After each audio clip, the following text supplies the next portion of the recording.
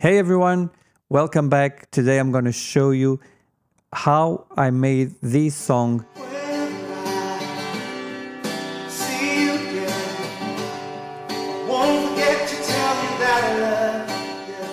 for this artist. The name of the song is See You Again. He's from Trinidad and Tobago. Really great guy, really great singer as well. I'm going to show you the way I've produced this song for him. Hopefully it's going to help you with your productions as well. If you've got any questions, just let me know in the comments down below.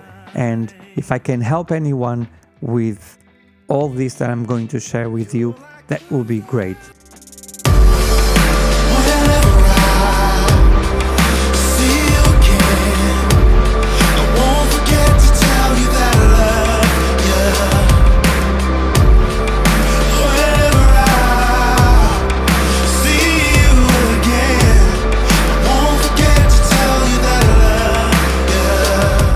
So as you can tell, I started the production of this song in Ableton Live, and the reason was because at the time, this was a few years ago now, but at the time I was comfortable with this DAW, and it was easier for me to work this type of music with this DAW. Still today, I think it's easier to work with Ableton Live to record this type of music and to produce this type of music, and then I'll go to Logic because I prefer Logic to mix and even to produce rock tracks and heavy metal and stuff like that. So I'll show you exactly what I've done here. So let's go from top to bottom.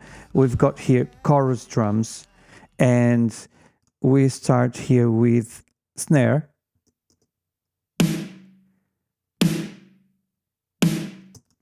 There's no processing whatsoever on this snare, and there's another snare.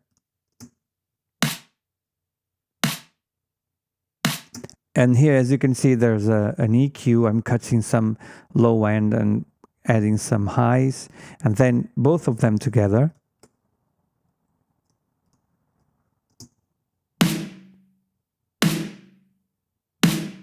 And there we go. And then we've got a kick.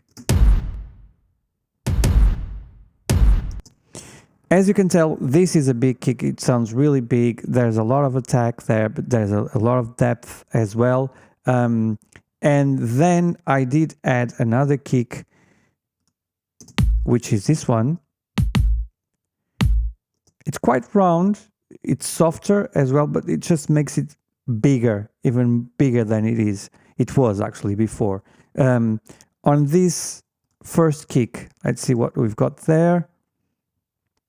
Okay, so at the time I was using this Slate Digital plugin. I don't have this preamp, this Neve preamp anymore, as you can see, but I'm using the Brit channel and then an SSL EQ, just adding some, 5K, and then some cuts on the low mids, and then adding a little bit of punch, and this revival here, adding a little bit of thickness.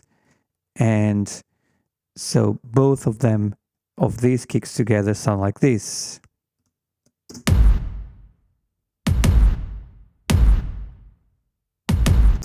There you go. And then hi-hats.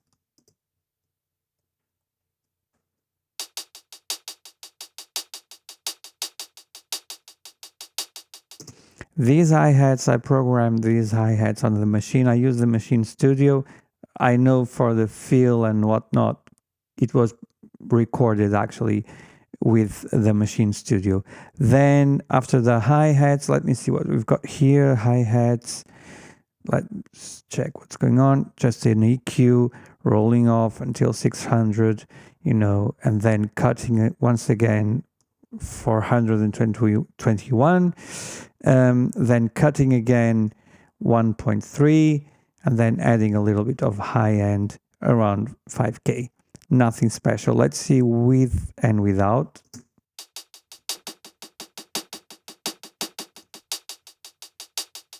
Yeah, cleaning a lot those hi-hats, as you can tell. And then next, we've got claps. I got this sound from that sound organic drums. That's it, yeah. So these are the claps from this particular sound library. I really like this sound library. It's amazing. It sounds really good. So these are big claps, and then we've got a different type of clap. Together sound like this. And then there's just a crash. The sound of the drums in the chorus sounds like this.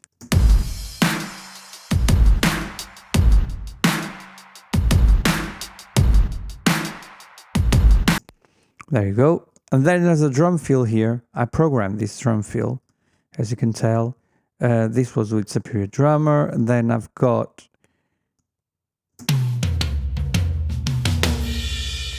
this Omega Transformer from Kush. I really like these saturation plugins from Kush. Sound really good with and without it. Let me put it without it now. With just brighter, more intense, as you can tell. And then once again, okay, so here we've got quite a lot. Let me play without.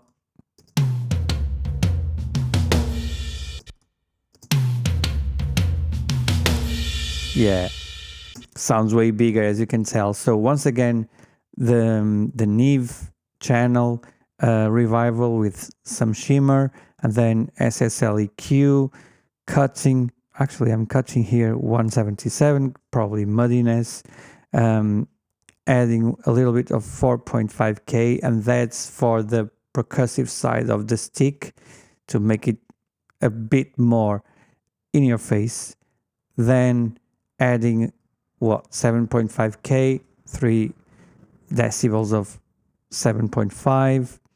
I'm cutting here around 450, you know, that muddy area. And then this one over here, the Monster, it's basically a parallel compression that it's an 1176 with all in buttons, just to make it even bigger. If I bypass this one, makes it a bit livelier. As you can tell, just 18% of the mix knob, and that's it. So now let's go for the verse drums. I've got a different sound for the verse and a different sound for the chorus, as you can tell. So here, kick, pretty standard. Then a snare,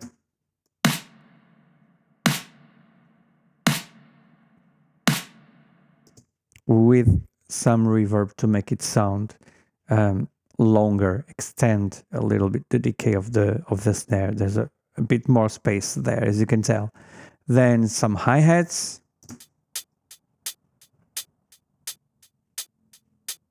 Yeah, I programmed these ones as well on the machine. And what we've got here, we've got, yeah, this kind of sound.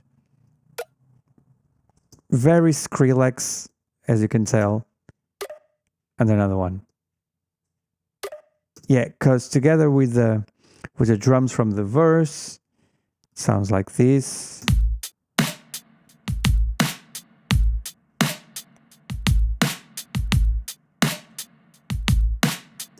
It just adds another dimension. It's an extra dimension. It's almost like there's a slight flam between the snare and these sounds, which makes it a bit more human, let's say that way. I like it, so I left it there. And let's go to loops. Loops, we've got what? We've got this one, as you can tell, cymatics. Cymatics.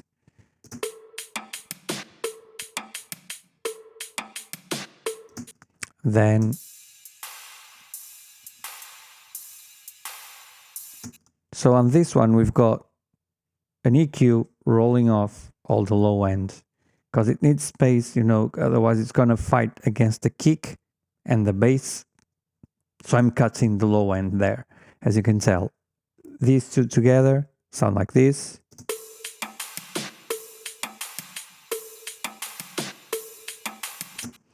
Cool. There's another drum loop.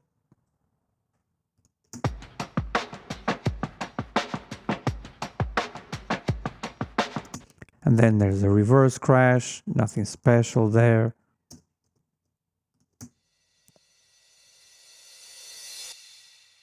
And if we put everything together,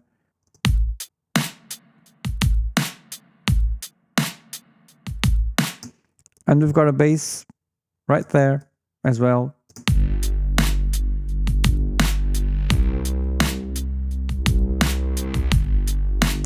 As you can tell, I freeze a lot of tracks. Why? I'm using an old computer, so that means that if I can do this with a computer from 2011, yes, I've got an iMac from 2011, an i7 processor.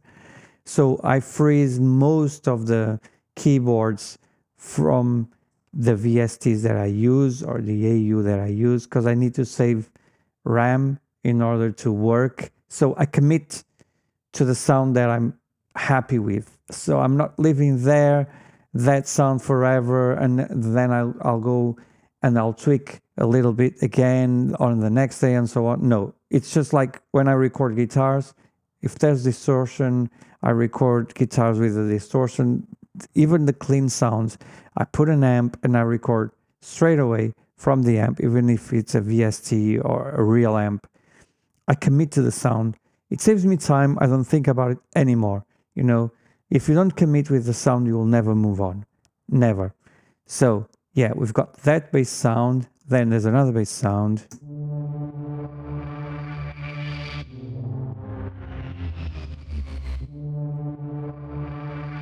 With a lot of processing, as you can tell.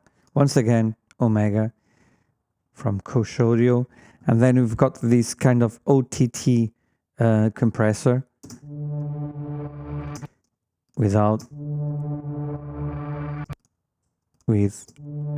Just pushes the mid-range a bit more. And then as you can see here, there are two compressors over here.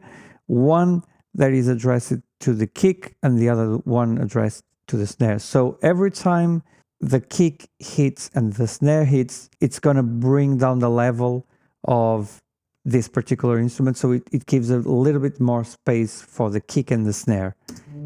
As you can see,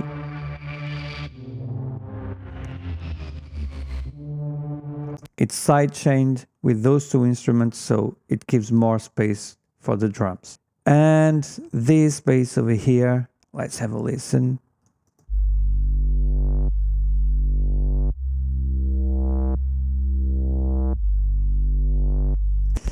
It's kind of a wobbly bass. Don't remember which library did I use to record that, or synthesizer. I don't remember, to be honest. So it's a lot bassier, as you can tell.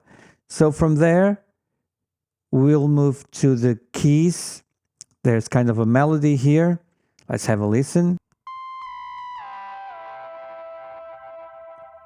This one stays really in the background.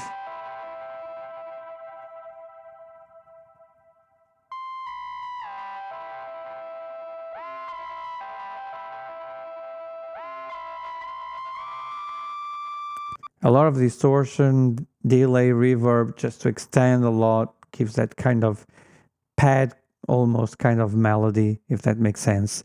And then we've got a pad. Once again, as you can see, I did freeze the instrument. This is a sound that I made with Signal, and I recognize this sound.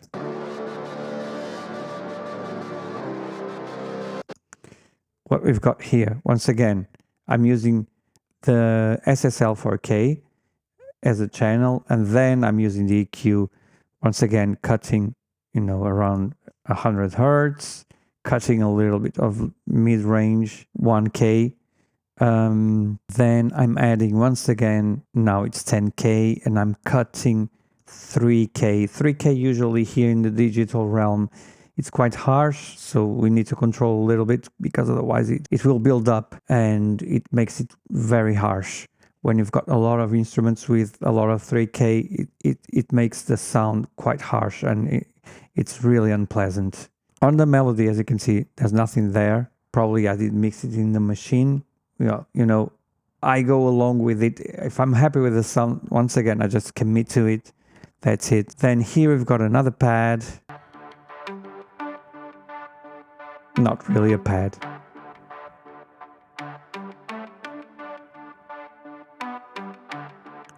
It's a melody with a pluck and a lot of delay and whatnot behind. This one was with signal as well. Let's see what we've got here for processing. Once again, as you can see, rolling off and then adding a little bit of 300 to make it fuller and cutting 700, cutting 3K, as you can see, and adding 7.5K a little bit. Yeah, so if I disengage this plugin,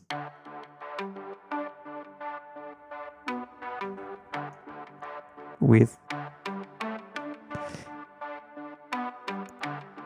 it's not a massive difference, but you can hear that the plugs and the transients become more present, more in your face. So that's the main goal here. And yeah,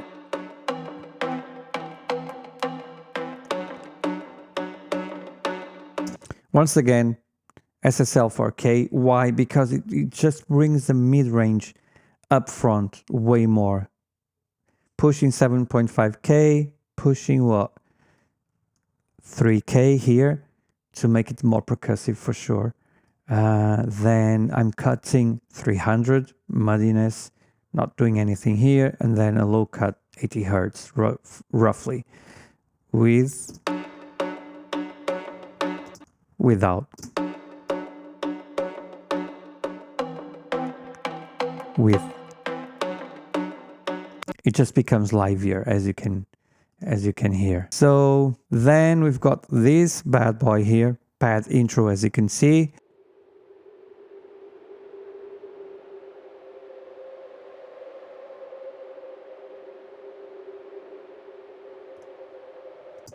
Nothing special, just a few notes, quite airy, if that makes sense, just a simple melody. Then we've got here, oh, I've got the instrument here, let's check what's going on here. RevX loops, let's check how it sounds.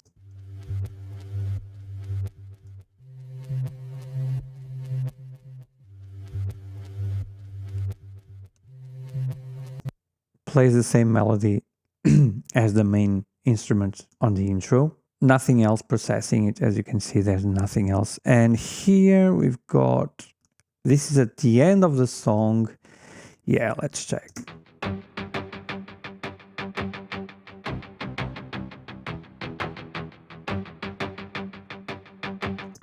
Okay, and here we are using, this was with signal as well. I can recognize this sound for sure. I made this parallel compression with the effect track from Ableton. So I've got the original, and then you double it, and then you process the way you want it. Let's check what we've got. As you can see, well, I don't have the subscription anymore, so just the bridge channel, which is a Neve. There was a few things here that I can recognize. This one, the Neve preamp. This is kind of a saturator and transient designer, and this is a parallel EQ. That's a problem with subscription models. Once again, a compressor with a sidechain on the kick, as you can tell. So when we play it,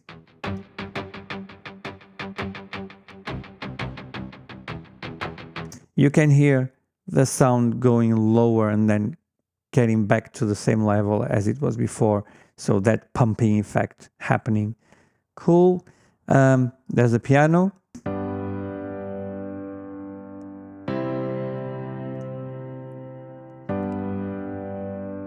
It's a piano from Native Instruments. I think it's the upright piano, if I'm not wrong, but I believe it's the upright piano. Once again, I just freeze the track, I work with the audio, and that's it. And this is the original track over here.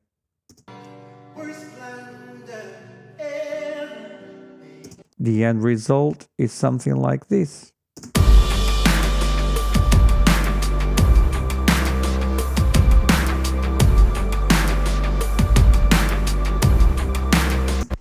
There's quite a bit of stuff happening here on the master bus. Let me show you what's going on here. First of all, we've got this compressor, which is actually 3 compressors. You've got an SSL. This is the FG Red, which is Focusrite compressor. And this is a very mu compressor. When I basically bypass these compressors, you'll hear a massive difference. Let me show you.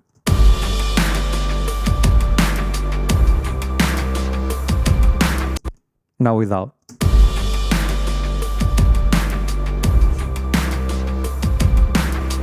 With.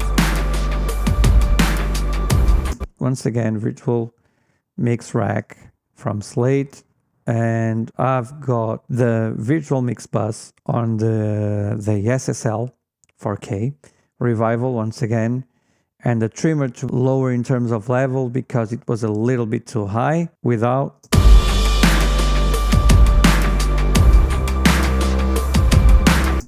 Now with.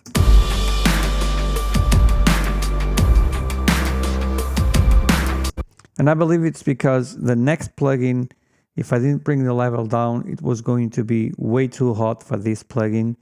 Still, we can change the input and the output over there, but I prefer to make it that way. And this makes a big difference as well. Let me show you. So without.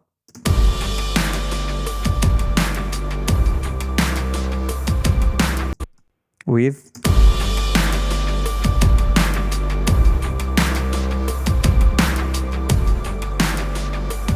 Massive difference.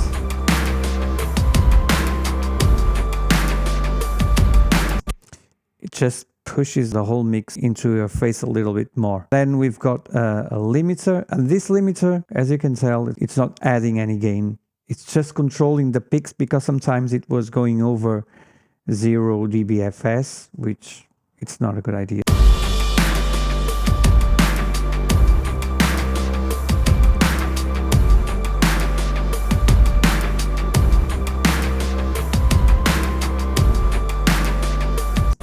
It's just a way to control the whole thing. On the next video, I'll show you the next step of the process because I took the song into Logic, and in Logic, I added guitars, I mixed in Logic, I've actually made some stems of that session, and from those stems, I mixed once again into the final result. I'll see you in the next video. Thanks for watching, guys. Don't forget to like and subscribe the video. Let me know in the comments down below if you like this type of content. I want to show you stuff that actually can help you and will help you make more music and sounding better, hopefully. I'm not an expert. This is actually my kitchen. Okay, there's nothing fancy here, no acoustic treatment as you can see behind me. You know, it's just my kitchen. Basically, it's just a room. So if I can do it, you guys can do it. You just need to get the right tools, use them wisely, and then be creative. That's probably the most important thing. You need to be creative. If you're not creative, then it's going to be harder. But the sky is the limit. We've got things that people 40 years ago, 30 years ago, even 20 years ago, they could only dream of. And we've got everything in the box now, which is quite amazing and astonishing as well. So once again, thanks for watching. I'll be back with a new video about this song really soon, and I will show you the whole process until the end result. Thanks for watching. I'll see you again in another video. Bye.